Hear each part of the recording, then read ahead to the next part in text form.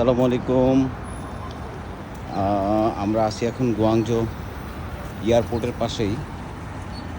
সকালে ব্রেকফাস্ট করলাম হচ্ছে ম্যাকডোনাল্ডে, তাই একটু সুযোগ করে এখানকার একটু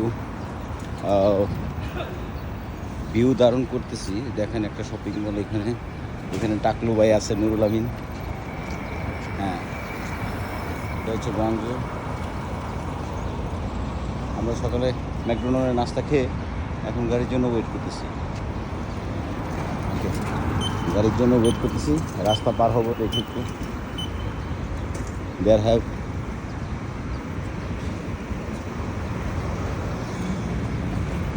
ওয়েট হিয়ার। কী করলো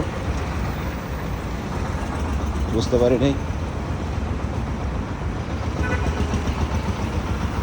তো আরেকটা মার্কেট।